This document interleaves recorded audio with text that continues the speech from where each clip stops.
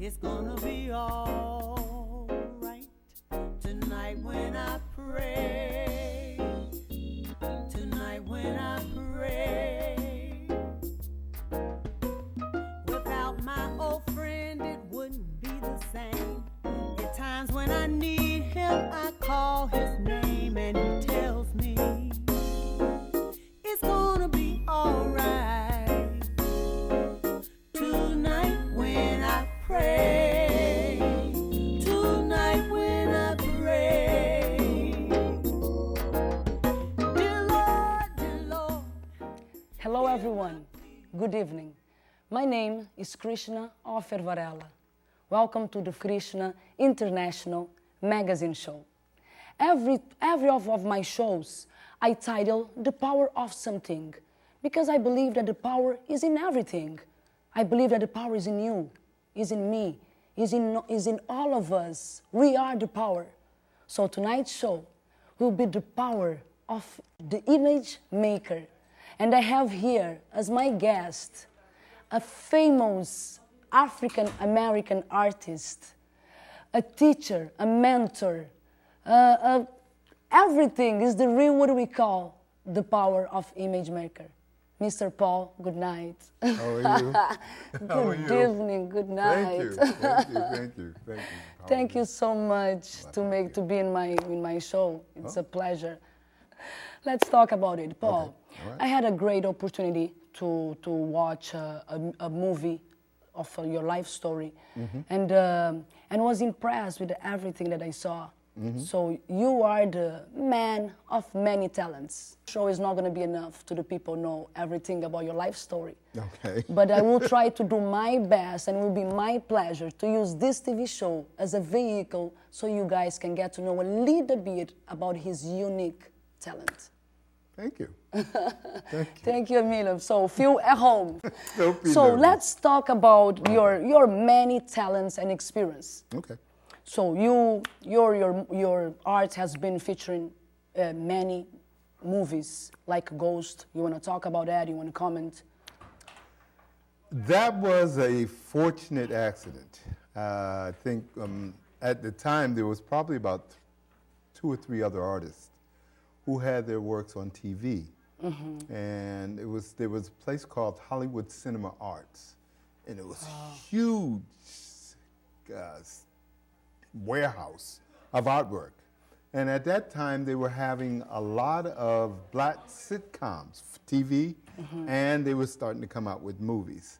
So this fella by the name of John Cleveland did not have any black artwork to fill the Cosby Show and Fresh Prince and Martin and so forth and so on and on. Yeah. So what happened was I just happened to meander around there and said, look, I understand that you're doing movies. Varnette Honeywood, who was now deceased, was a great friend of ours, mine anyway.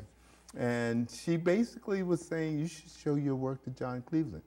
John and I hit it off because John is an East Coast boy. So we hit it off right away. And then he saw my work and he goes, this will work perfectly because it's graphic. Wow, yeah. And then more and more shows came and more he would use my work. Yeah, we were just getting the publicity. The So it was publicity marketing. together. Yeah. Okay. That is good sometimes too. Yeah. Fantastic. I right? know, opens other doors. Absolutely. Yeah. So you mean your art has been in famous museums, like notable museums, like Smithsonian Museum, like a Museum of Ghana. So you've been around the world.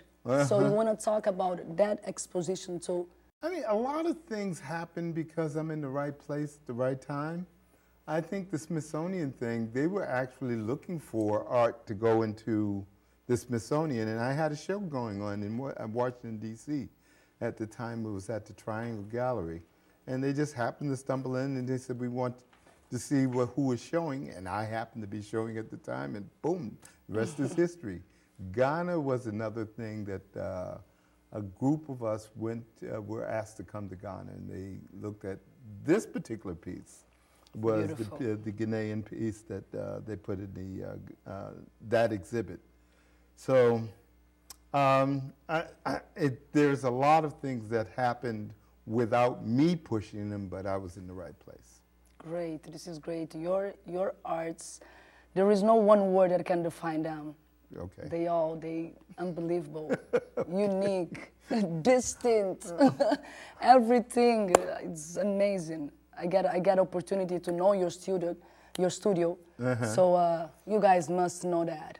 So let's talk about the other many things, stories, talents that you have. Oh Lord. That you've been published in many great upscale magazines. Yeah. In 100 Boston painters, you in it.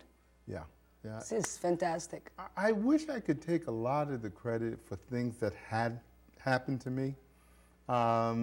But it really is, it's about exposure. I had a woman by the name of Elba Vargas who really pushed me at the time. She was a lawyer, and then she became a arts representative, and then she became my arts representative. And of course, with her, I learned to know the business of the art, not to do the business of the art, but to know the business of the art, which I thought was very, very helpful, because a lot of artists don't get into the business because there's two different types of dealing with art. So the business of art was really helpful. I mean, understanding contracts and commissions and all the other kinds of stuff that goes on there.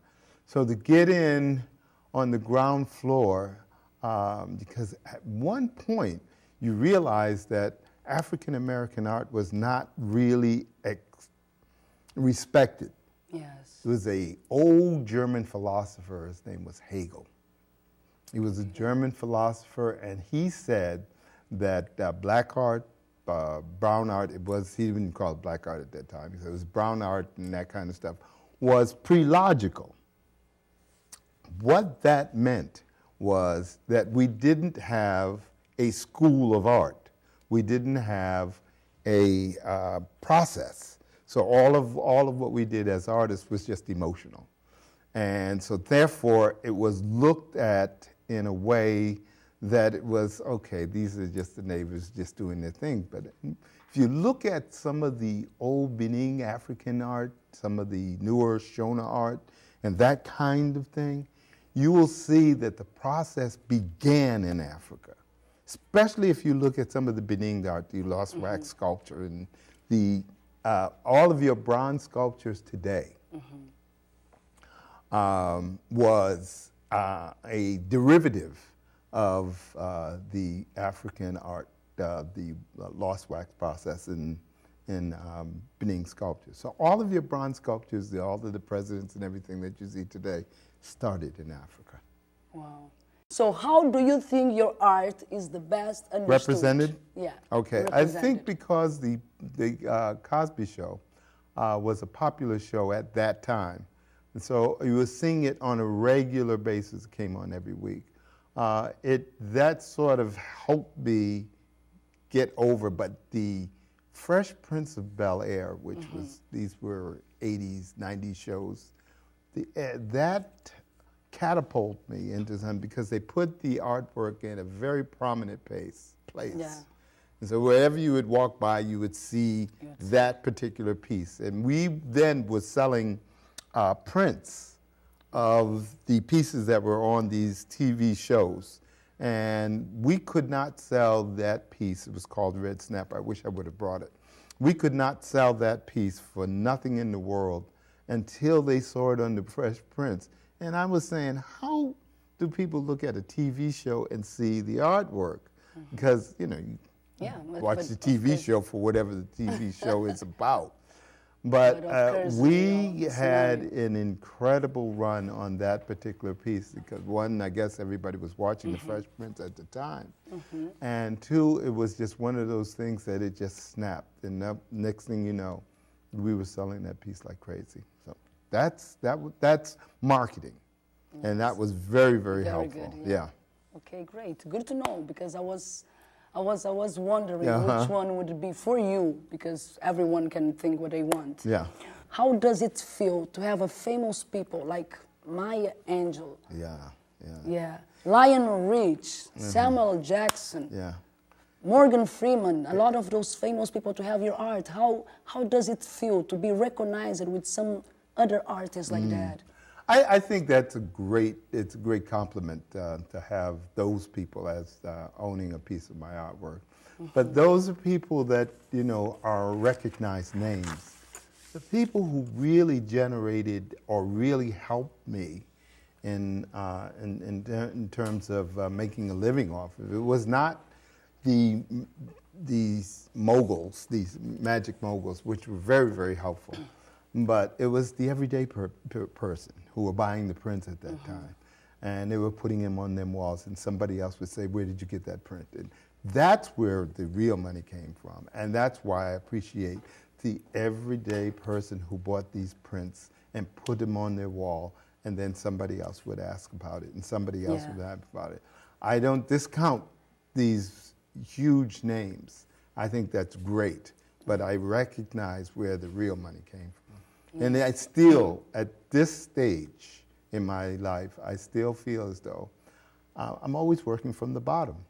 You know, I don't feel as though I've made it or anything like that. I've gotten recognition, but you still have to realize that there is a lot of people who are not buying art or don't know anything about art, a little nervous about what it is, the questions to ask and that kind of stuff, even educated folks. So it's a kind of re-educating people who are very educated. And then most of the people buy what they like.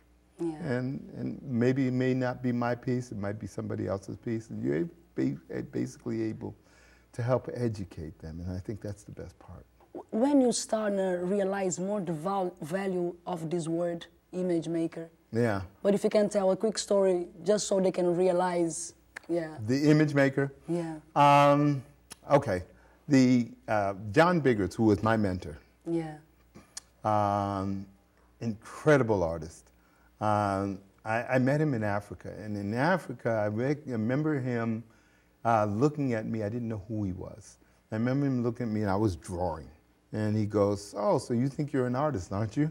And I go, yeah. He said, you ain't no artist. And I go, what?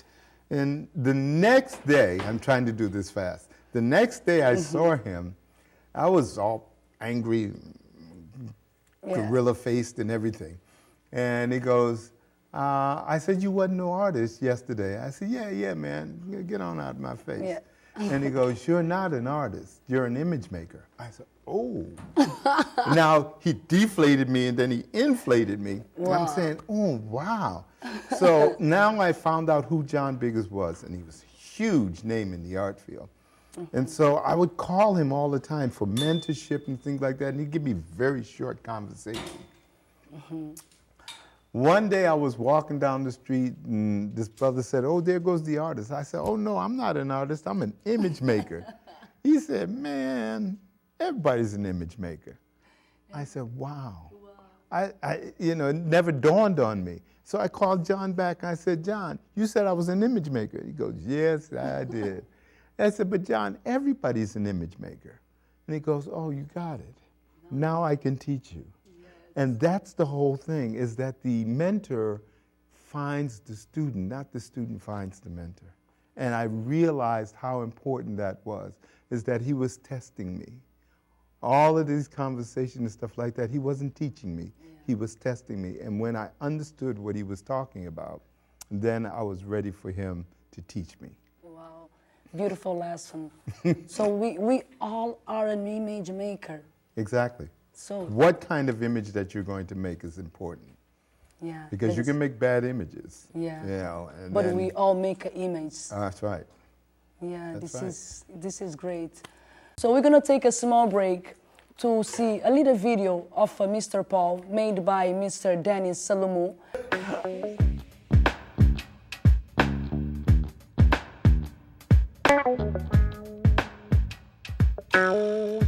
I've been thinking about you and all the things.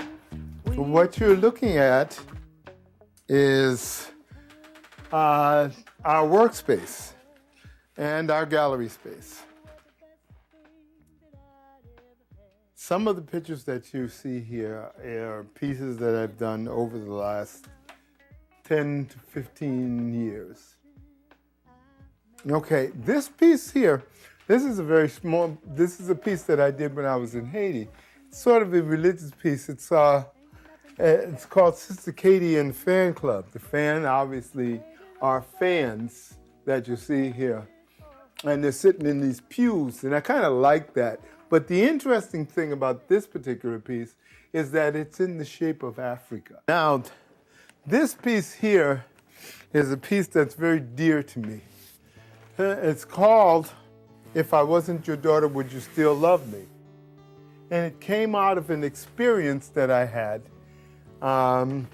with the prostitutes that used to live in this area. This was, Madison, Columbus was a big prostitution area.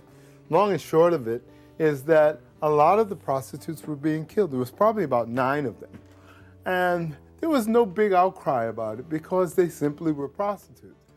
A lot of these prostitutes used to come up to my place, get warm during the winter, get some coffee or whatever it was. I would do some drawings of them, and then they would go back out and continue to work the streets. When one of them was brutally killed, I decided that I was going to do something. So I painted this piece, and it's called, again, If I Wasn't Your Daughter, Would You Still Love Me? But I was teaching at the time, and I was teaching the grade schools, and the little boys and the little girls were discussing whether their lives of these prostitutes was important, but they were echoing their parents. And their parents would say, well, they need to get off the streets, they were nothing but prostitutes, they were a waste of life. And one little girl said to the little boy, as I was overhearing them, but what if that was your daughter, or if that was your mother? And I said, that's it, that's the title. If I wasn't your daughter, would you still love me?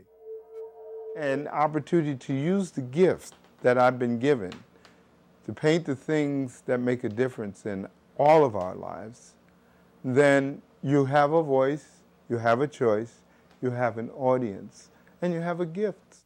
When I paint a picture of the things that I have to paint, I think that the spirit of that particular event comes over me. So I am the spirit of that piece. I am the spirit of the woman in Africa. I am the spirit in the war in Nicaragua that I painted. I am the spirit of the people in Brazil.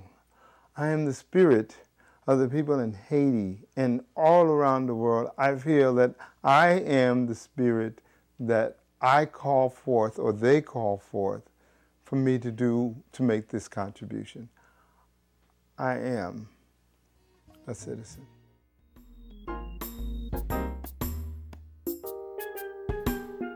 Seems I'm in trouble, got nowhere to go. My mind is confused and it's starting to show. It's gonna be alright. It's gonna be alright. Tonight when I pray. Tonight when I pray. I'm wasting my time just running around. Be still, don't make a sound. It's gonna be all. We just saw an amazing video about you. I know everyone at home is being probably in shock with your studio, everything.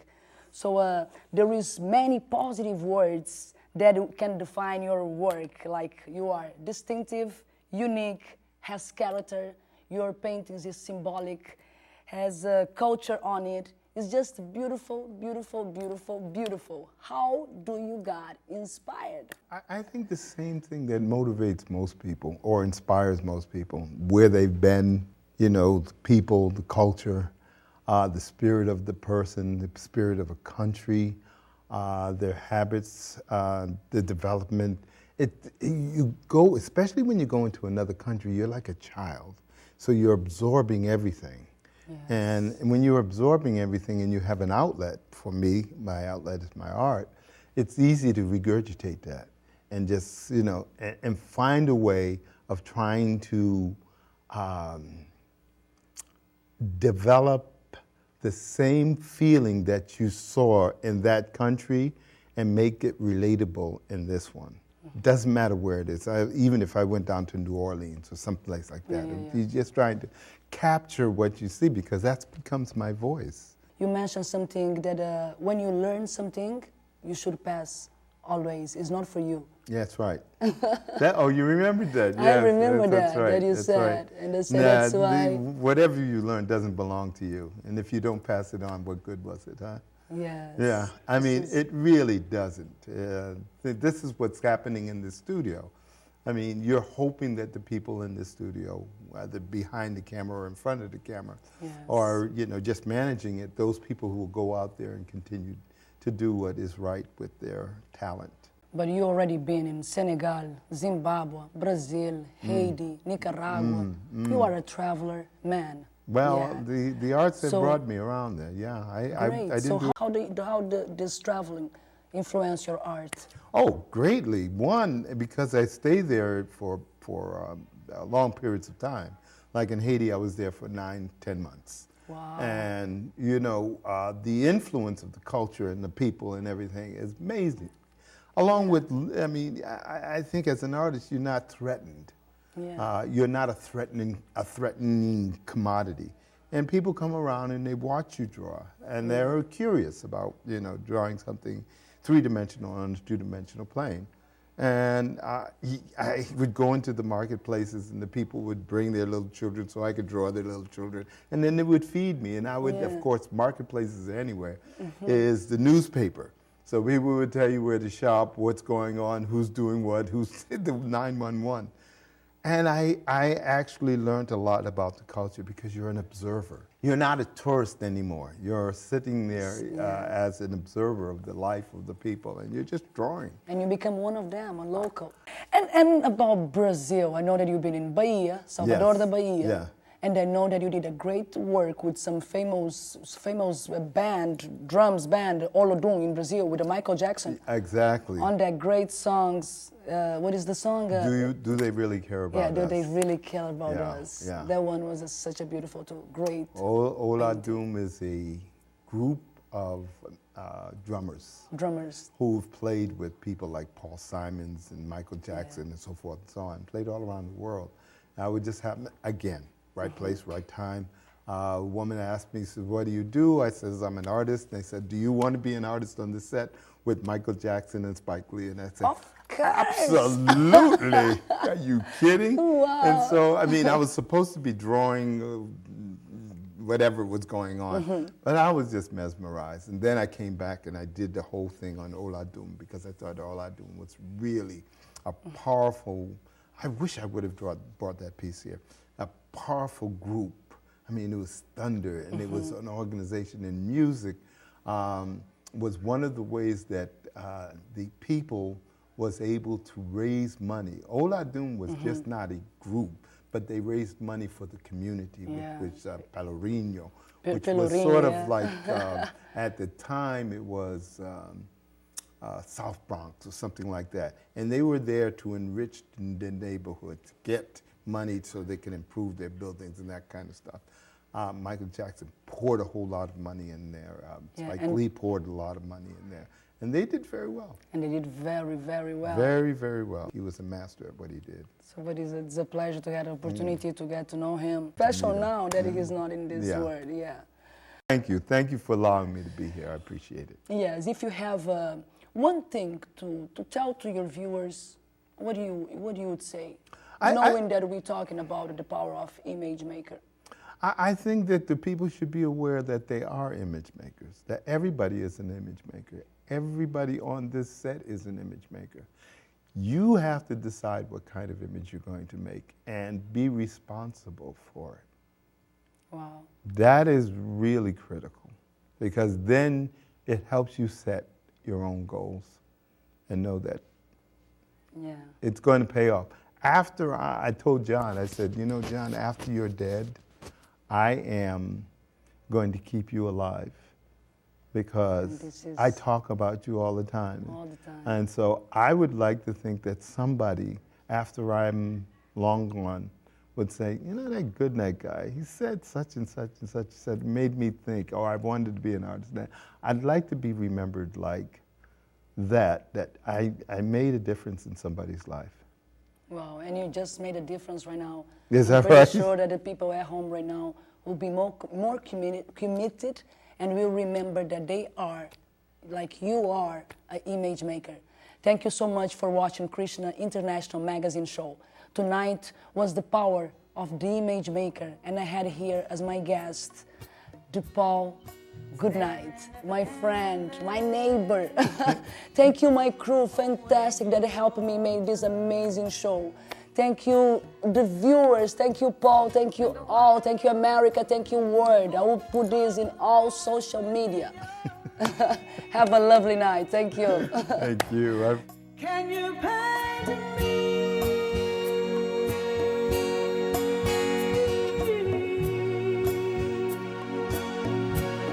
Can you paint me?